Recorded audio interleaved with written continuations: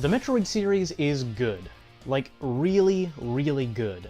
Metroid Primes 1, 2, and 3 are easily some of my favorite video games ever made. Super Metroid, while admittedly pretty easy, is also one of the most influential platformers ever created. And Metroid Fusion is pretty good, despite the fact that it's only 4 hours long.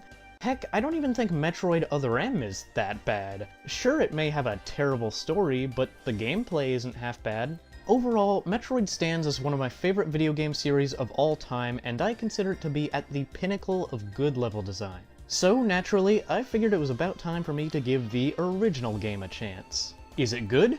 Heck yeah, it's good. I mean, there's probably not that much I can say about it that you wouldn't expect to hear. Metroid on the NES is simply one of those classics that people will always remember. Sure, it may not be the fanciest Metroid game, it may not have the cleanest graphics, or the most interesting gameplay, or the most compelling story, but sometimes less is more when it comes to video games. What this game excels at is just good gameplay. It has tight controls and satisfying shooting mechanics. The game rewards the player for taking advantage of enemy patterns, and the enemy placement rarely feels unfair. Usually, you can always avoid being hit, and if you do get hit, then it's nobody's fault but your own. If there's one thing I can say about Metroid, it's that it's difficult, but fair. Most of the time. One thing the Metroid series is famous for is its hidden items. Just like in The Legend of Zelda, there are often many power-ups and upgrades that are hidden out of plain sight. Finding these power-ups can be really hard at times because they're not telegraphed at all to the player. Metroid is one of those games where you're constantly asking, how was I supposed to know that? If you happen to miss one of these power-ups along your journey, then the game will immediately spike in difficulty as it expects you to find everything that it hides from you.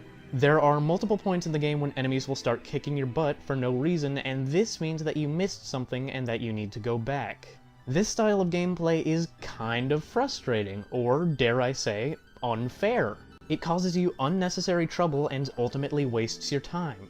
I imagine that this game was supposed to be played with friends or with a guidebook handy, because Metroid seems like the type of game where the only way to progress is by getting help from others. Metroid is not friendly to someone like myself who prefers to play games all on his own without any outside help. I had to find every secret all on my own, and this resulted in a lot of wasted time spent searching for hidden paths. I can imagine what it must have been like to play this game as a child in the 80s. Maybe you'd get stuck on a certain part, restart the game, and then find something new. Then you'd tell your friends about it, and maybe they'd tell you the location of a secret power-up, and then, over time, you'd begin to learn all the ins and outs of Metroid up to the point that you can beat the whole game in just one sitting. This game strongly reminds me of other games like Zelda or Mario Bros. 3, where there are plenty of secrets and hidden paths that you're not likely to find all on your own. But really, disregarding all the convoluted secrets, Metroid is a simple game at its core. You play as a space warrior who jumps around in space, shooting space bats and space turtles. This game is fun, not because it has dynamic environments and crazy plot twists, but because it has mastered the basics of game design.